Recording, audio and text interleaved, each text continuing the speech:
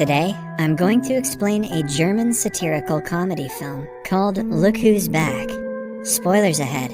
Achten Sie und achten Sie darauf. The beginning of the movie is set somewhere during the Second World War in Berlin. The Führer, Hitler, is with a behavior coach named Keppel. Hitler expresses his disagreement with the gesture of people's greeting to Keppel. He complains that though the Nazi salute is out-fashioned, people need to at least raise their hands up to the wrist and show respect. Then, he narrates that he has done everything humanly possible to destroy the foundations of the enemy who desecrated their soil. He finds Germans' existence incomprehensible and finds it alarming that he is here, too. In the following scene, he wakes up on the ground, somewhere in a forest. Looking up to the sky, he sees that the enemy aircrafts are missing and guesses that they might have taken some rest. Suddenly, a ball comes bouncing towards him and stops just at his side. He raises himself and heads towards a building past the bush. He is then approached by 3 young kids who question him if he is okay. Hitler looks at them and thinks that they are the future of the nation. He then asks them the way to the street. In that instant, a reporter, Fabian Sawatzki, is filming the kids with his camera. Hitler is seen on the far side of the screen. He picks up his army cap and says to himself that he should go to the Führer bunker. Hitler gets to the street and is amazed by people riding mono-wheel bikes. He finds people capturing him on their cameras and expresses that though the rubble went, people have gone mad. Then, he feels a modern car by his hand and questions himself if he fell into a coma and missed the victory. He realizes that he is not aware of his situation entirely and alerts himself to collect more information. Then, he asks a man about the location of Chancellery, but the person instead asks him for a picture.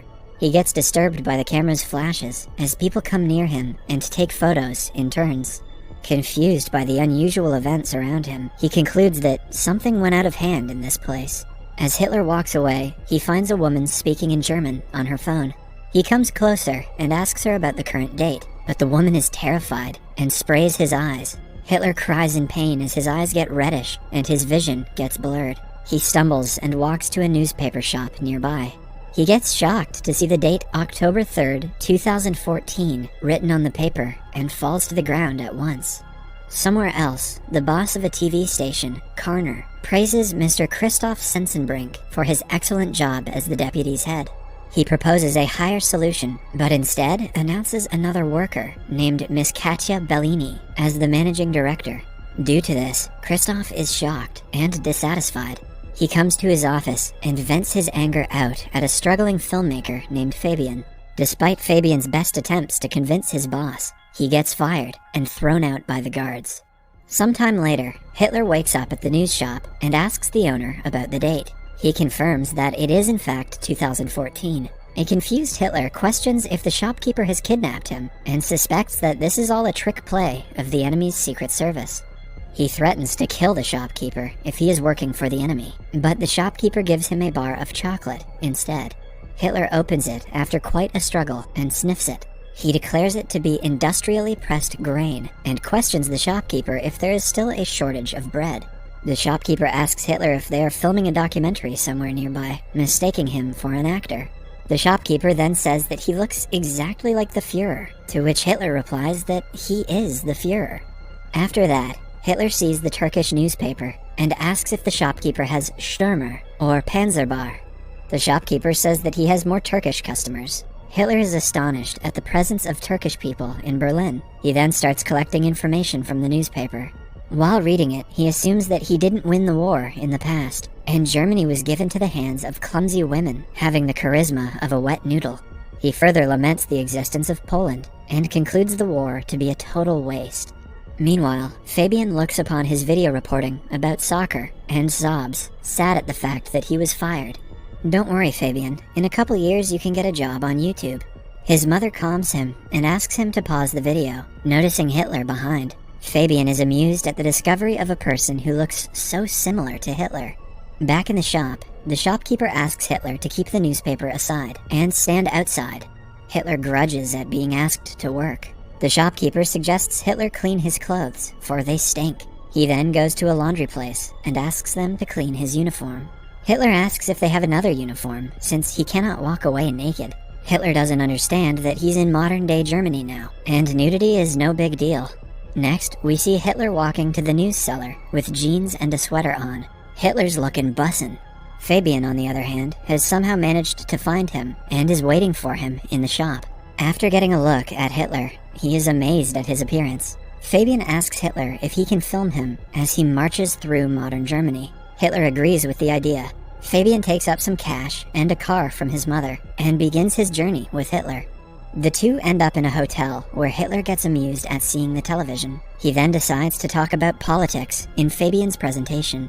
He goes to places asking people regarding their views on politics. After the interviews, he finds that there was minimal impact of democracy upon people during his absence. He inspects discontent and suppressed anger in people, which reminds him of the 1930s, when people had similar views but lacked the term political disenchantment. People tell Hitler about the problem of immigrants in the country, making Hitler push his idea that mixing the races doesn't work. Later, Fabian asks Hitler the source of his unique mustache. Hitler replies that he cut his mustache to a shape that fits a gas mask. A while later, the two end up on a farm, where Hitler gets bit by a dog. He is enraged and shoots at the animal. Fabian scolds him and seizes the gun. As the tour goes on, Fabian eventually runs out of cash. But he thinks of a plan and convinces the passers-by to have their sketches drawn by Hitler. Hitler finally gets to exhibit his creative side and draws sarcastic pictures, which people find funny and pay for. They continue their trip after collecting enough money. Back in town, Fabian shows a clip of Hitler to Christoph. The video has a lot of views, as Fabian has uploaded it to the internet. Christoph is impressed by the large number of views on the video. He asks Fabian for Hitler's name and contact number. After meeting him, Christoph suspects Hitler to be a lunatic and asks Fabian to take him away from his office. Before leaving, Hitler enters the director's office and asks her to save Germany together with him. Interested by the idea, Bellini asks him about the plan. She quickly asks her assistant to prepare a proper TV format for broadcasting the Führer on listening to Hitler's idea. Fabian then threatens Christoph to give him his job back, or else he will take Hitler away. On hearing this, Christoph makes him a kitchen boy, promising to promote him when a new editorial post opens up. Kitchen boy is better than an internship, I guess. Sometime later, Hitler is given a table at the TV studio. Christoph calls Kromeyer to help Hitler with computer use. Hitler recalls the computers of his days and labels the invention to be one of the greatest. Kromeyer tries to sign up Hitler to email, but informs him that his name is already taken. Hitler grunts for others stealing his name, and tells her to use New Reich's chancellery, as he liked it. Christoph plans to put Hitler on a live comedy show called Whoa, Dude! He is still salty, because Bellini got a promotion instead of him, and intends to create trouble for her. He intends to bring racism to the debate through sarcastic jokes on Jews, and throw out Hitler. The show starts, and Witzigmann, the host, calls for Hitler on the stage. The audience gossips about Hitler's appearance, but when Hitler gazes at the audience, the hall goes completely silent. Hitler soon breaks the silence, but does not read out the lines as scripted. He explains that he is to tell a joke about immigrants, but he is not going to do so. He says that a TV is a great invention of the human, but the shows broadcasted are nonsense. Clearly, Hitler hadn't seen Game of Thrones yet. He sheds lights on problems like poverty and unemployment, and forecasts that the people of the country are heading towards the abyss without noticing it. Hitler vows to fight against the TV, not only up to the broadcast of the abyss, but also until he succeeds in overcoming them. Everyone likes the idea and claps for him. Seeing Hitler's popularity, the host, Witzigmann, gets envious. Bellini asks Christoph to broadcast Hitler in every show. Christoph is distressed because of the failure of his plan. In the following scene, we see Hitler give interviews on numerous TV shows and share that his motive is to make Germany great again. Wow, this movie was ahead of its time. His popularity grows immensely, and he meets several people and party leaders. He starts charming them all by sharing his ideas. One day, Hitler and Fabian visit NPD headquarters in Berlin. He calls for Ulf Birn, the federal chairman of NPD, and asks him what his cause has achieved so far. Hitler belittles him and says that they have wasted enough time, and the movement is taken aback by decades due to their words. Christoph gets excited and happy when the cops and district attorney, DA, appear at the TV studio. They explain that they are here for a complaint of charging violation of hate laws. Bellini asks what they are to do then. Quickly, Christoph pops that they might need to cancel the Führer show. The DA says that they can keep the broadcasting on. Bellini takes a sigh of relief, while Christoph fakes his smile.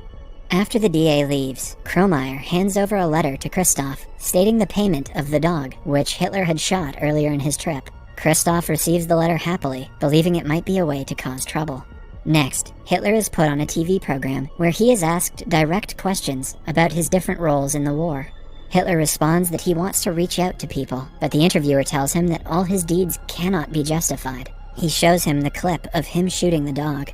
The video disturbs the audience. Hitler is angered and threatens him that he would do the same to him. He further says that he will turn their studio into a parking lot for tanks. Christoph gets happier, seeing people's negative responses. After the disastrous interview, Bellini is fired, and Christoph is appointed as the new manager.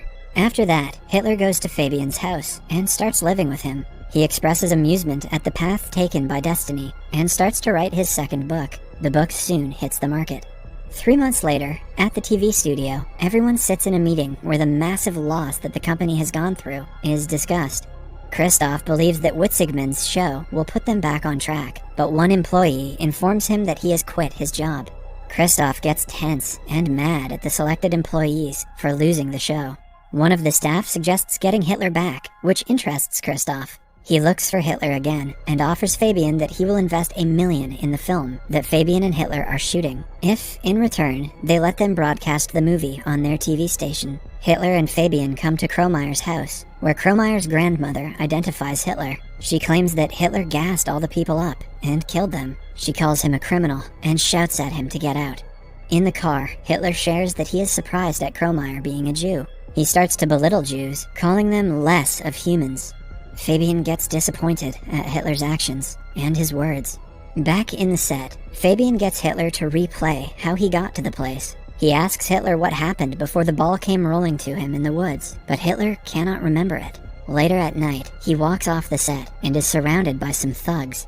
They call him the reason to take Germany back and give him a hard blow on his face. As Hitler opens his eyes, he finds himself in a hospital in front of Bellini.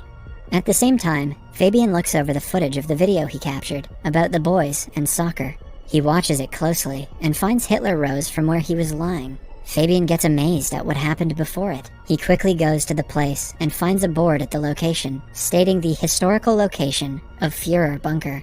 Fabian rushes to the hospital, but does not find Hitler. Bellini says that he is headed to the shooting set. Fabian reveals that he is the real Adolf Hitler, but Bellini does not believe him. Fabian acts mad and tries to explain his theory hysterically. The guards try to catch him, but he flees. Fabian then reaches the set and aims a gun at Hitler. When asked about his identity, Hitler explains that he never claimed to be anyone else. Fabian says that Hitler is fooling people with his propaganda, to which Hitler replies that people elected a leader who shared his whole idea openly in 1933. Fabian takes Hitler to the top of a building with his gun. He corners Hitler and declares him to be a monster. Hitler in turn claps back, saying that ordinary people elected an extraordinary man and entrusted the fate of the country to him. He explains that people chose him because they bear the same values in their inner hearts. An enraged Fabian shoots Hitler, making him fall off the building onto the street. Soon, Fabian hears Hitler's voice, who says that no German can get rid of him. And Hitler, who was just thrown down, appears right behind it again. Just then, Bellini calls for a cut in the studio, and everyone cheers for the shoot. Turns out that it was just a film shoot, and a random actor was playing the role of Fabian. Hitler then asks everyone to remember the comrades who could not be with them. Somewhere else, Kromeyer is sobbing, seeing Fabian through a hole in the mental ward. Hitler and Bellini are busy giving autographs and interviews to people after the film booms. As they pass by a car, the people on the street seem fond of Hitler and greet him with respect.